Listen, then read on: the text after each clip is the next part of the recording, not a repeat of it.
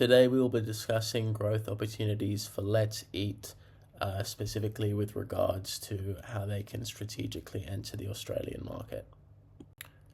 Let's Eat is a New Zealand-based company owned by the Ingham's Group Australia, which produces plant-based meat alternative products such as beef patties and chicken nuggets.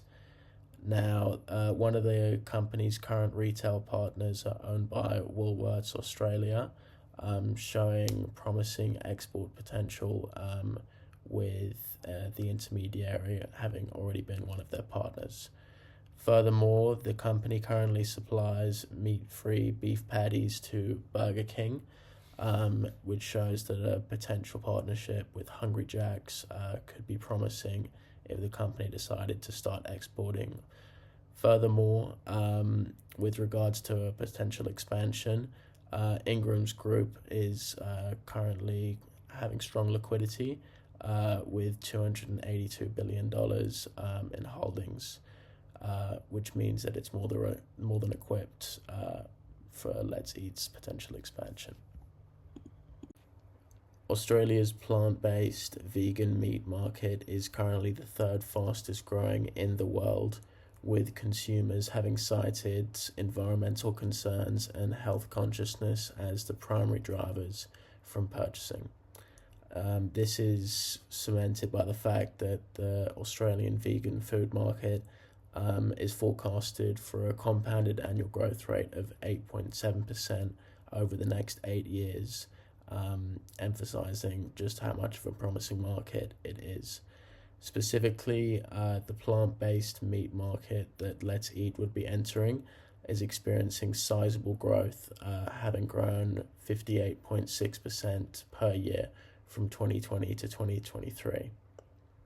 Consumers have cited premium prices and limited availability as the top deterrents to consistently purchasing such products, which is evident from looking at major retailers in Australia such as Woolworths, which only have 4 options for vegan beef patties and 5 options for vegan chicken nuggets. Furthermore, these options on average are 20% higher in cost or in price than Let's Eat products are listed for, showing that it's a promising market and there is a gap in the market for Let's Eat to enter into. Politically, there are few barriers for Let's Eat to enter the Australian market, with New Zealand and Australia having a free trade agreement, meaning no import duties need to be paid if Let's Eat decides to start exporting to Australia. Additionally, as the two countries share a food safety code, no modifications need to be made to the manufacturing process. However, there are incentives for Let's Eat to move their manufacturing processes to Australia, with the country having several initiatives for innovative manufacturing processes, particularly regarding alternative proteins, with the Modern Manufacturing Initiative compensating up to 50% of investments made, as well as the $2 billion Breakthrough Victoria Fund. Salutations! My name is Hamish Pearson. Today I will be presenting my part of the assignment, which is the economic factors of Let's Eat NZ. I'll be discussing competition, supply agreements, and price of some of the in-store items. I have both done an analysis in search of all external factors that may threaten Let's Eat NZ chances of having a bigger presence in Australia. These companies are Quorn, Beyond Meat, and Impossible Foods. A brief explanation: Let's Eat NZ Ingham's is a producer of vegan meat alternative food products owned by Ingham's NZ, a subsidiary of the ASX-listed company Ingham's AU. Ingham's AU maintains robust liquidity with undrawn facilities of AU of 143 million and total liquidity of 282 million as of June 2024, indicating they are more than financially equipped to fund Let's Eat expansion. They currently supply meat-free patties to Burger King in New Zealand. 3/5 of the retailers they distribute their product through are owned by Woolworths Australia. Price sensitivity. Australian consumers are highly sensitive to price changes. If a cheaper option shows up, the consumer will go for it. For example, a standard Hungry Jack's Whopper, which is veggie with cheese, has the same price as a regular beef Whopper, which is $13.30. For competitors such as Quorn, meat-free chicken that goes for $7.50 at Coles, or Beyond Meat burger, which goes for $11 at Coles as well. I hope you have a great day. Bye.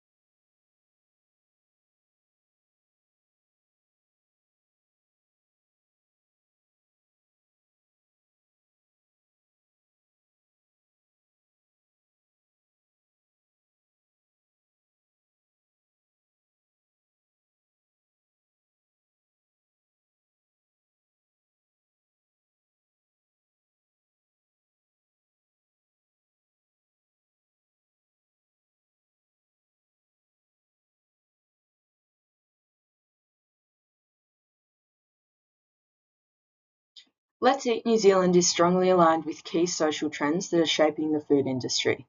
Firstly, there is a growing focus on health and wellness, with many consumers actively avoiding saturated fats, cholesterol, and processed meat. Let's Eat New Zealand responds to this with products that are high in protein and low in saturated fat, which is perfect for health-conscious buyers.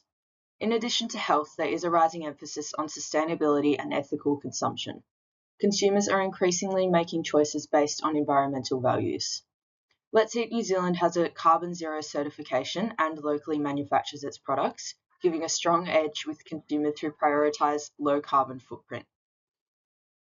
Another major factor is the rise of busy urban lifestyles, particularly in dual income households.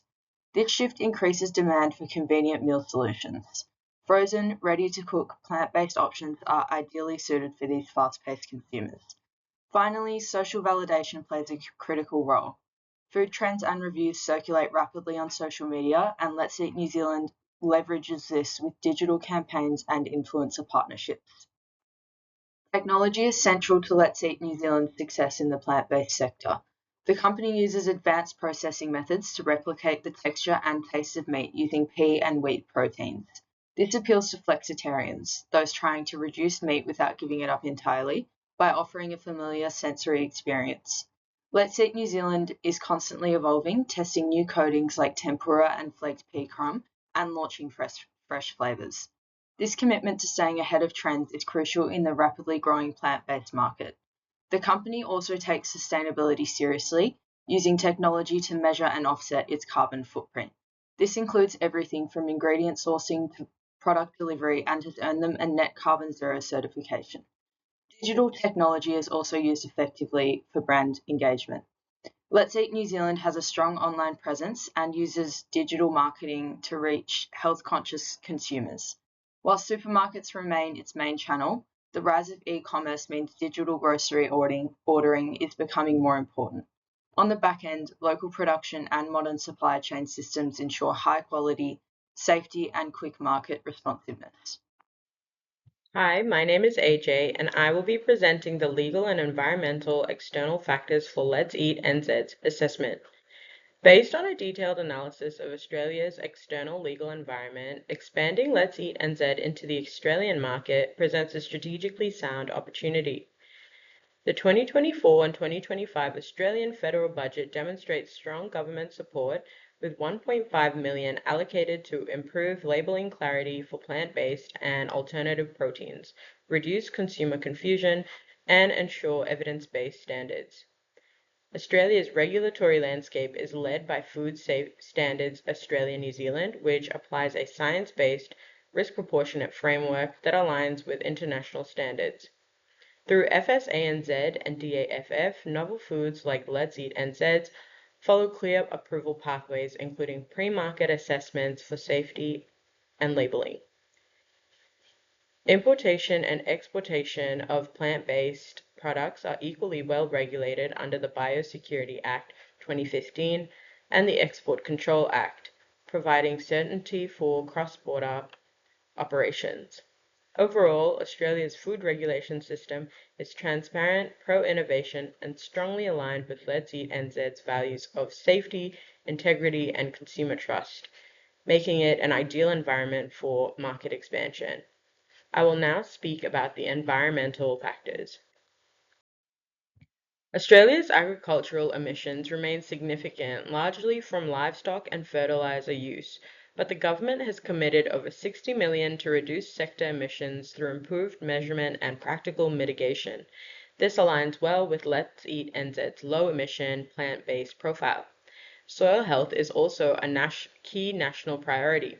The National Soil Strategy emphasizes climate-smart practices like no-till sowing, which improve soil quality, reduce erosion, and enhance carbon retention, practices that plant-based systems typically support. Water use and land degradation are under pressure, and the Australian government recognises the role of biodiversity and biosecurity in maintaining ecosystem resilience.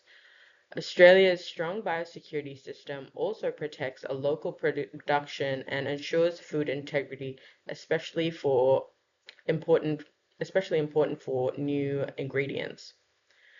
Overall, environmental priorities in Australia are increasingly aligned with regenerative, low-impact food systems. Let's Eat NZ's sustainability ethos puts them in a strong position to complement and contribute towards this evolving landscape. Thank you. Now, in the short term, we recommend Let's Eat to conduct indirect exporting, leveraging their partnership with Countdown and their relationship with Woolworths to start exporting products to Woolworths Australia. This would allow the company to utilize Woolworths distribution channels and market share within the Australian consumer market, giving broad access to their products. This requires minimal capital investment, reducing the financial risk associated with the expansion. Furthermore, it allows Let's Eat to gauge the industry's sales potential, providing insight for future expansion. Given that the expansion is successful, we would recommend contract manufacturing to be conducted, again requiring minimal capital investment, but allowing Let's Eat to utilize the government incentives provided for Australian food manufacturers, thereby reducing the distribution costs as well as reducing fixed costs.